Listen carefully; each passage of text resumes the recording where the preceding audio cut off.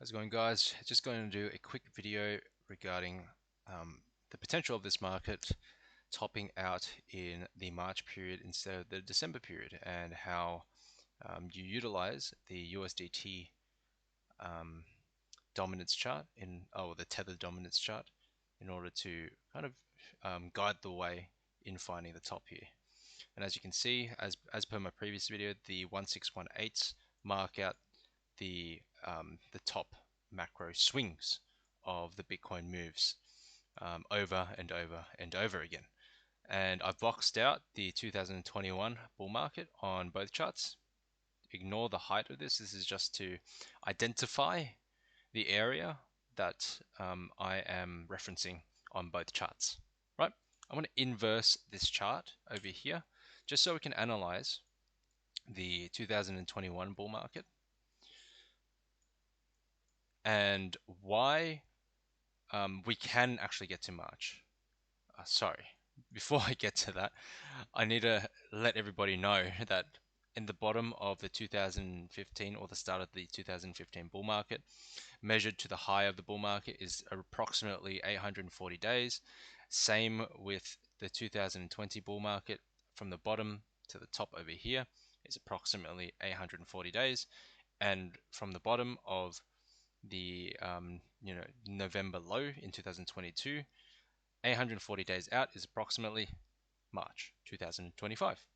And now we're zooming into our reference point of the previous cycle, and instead of ending in December, which could have been like over here, why did it end up over here?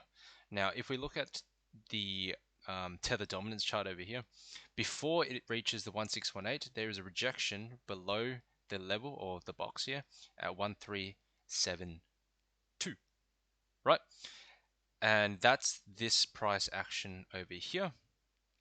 And then it makes a move into that March April-ish period to test the 1618, not touching it exactly, but testing the level nevertheless.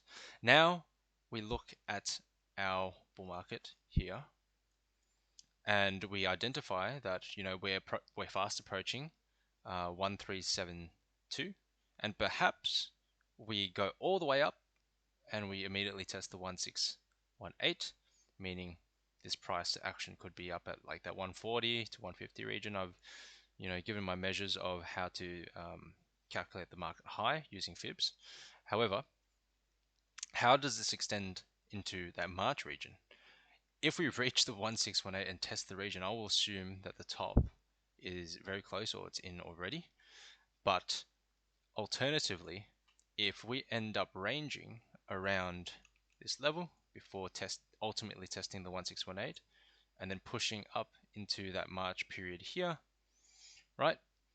That would be the most ideal scenario for this cycle to continue into that March time period in 2025. Otherwise, if we start pushing straight into the 1618, not only that, we need to look at the stock market as well and the potential tops there using the fibs. I can show you that in a second. That's when I'll be like, okay, mid-December to end of December-ish, that's when the market finishes approximately here. And that would be like around 750 days, right from the bottom. And where do we see that in terms of bottom to top in terms of the bull market timings? We see that actually in Bitcoin's first cycle, and people have been saying that this bull market is very similar to the 2018 bull market, but I happen to disagree with that. I actually think the structure that we're producing is very similar to the 2013 bull market, albeit this one is a bit overextended, but this first impulse move, which is comparable to this one, breaks the all-time high very early on into the cycle. Now, let me kind of get the bars on this. I haven't actually backtested this, but let's do it live. right? And I'll compress it down. The structure of this market is very similar in a way where it starts to kick off, it goes sideways, it pushes up like over here, sideways, into a range, and then it does one impulse wave back up. What is that representative of? An Elliott wave, right? So how do we draw this? Get the Elliott wave tool, impulse wave, and there's a clear 3, 4, and 5 count into the moves, right? And perhaps this can extend all the way into the March region over here. Now that we have that out of the way, finally, let's have a look at the S&P 500 and how that correlates to our thesis and what we should be looking at in terms of when that top comes in. And do I know when that comes in? No, but we can, backtest and make assumptions on where that top may be. Now, let's have a clearer look here. And I'm measuring the range of the bear market, or in this case, the Great Depression, and the 10-year consolidation range before the 17-year expansion, etc., etc. And you take the first fib that it touches at the end of that 17-year period, and you find that in 1969, it touches the 1618 exactly, and then it starts to fall, right? And once that fib is touched, you disregard the rest.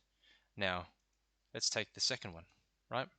The largest range of this sideways consolidation / bear market, 17 years out, which fib does it touch in that 17-year cycle? It is the 4618, right? Rejects.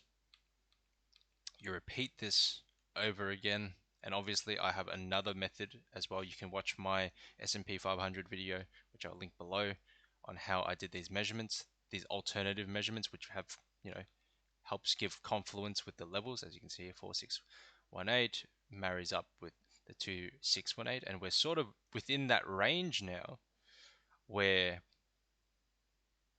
if we hit the 2618 at approximately 6,300, that would be the significant level I'm looking at to start de-risking from the market.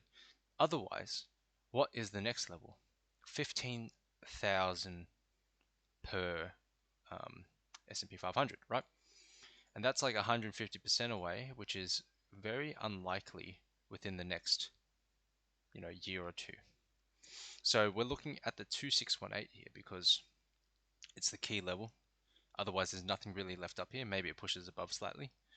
But within this region here, between now and the start of 2025, it's very possible for us to move, 7%, because we are going parabolic within the S&P 500 as well, and rejecting hard from that level.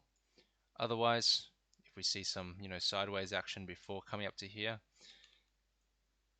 in March and then coming down, expect that as well.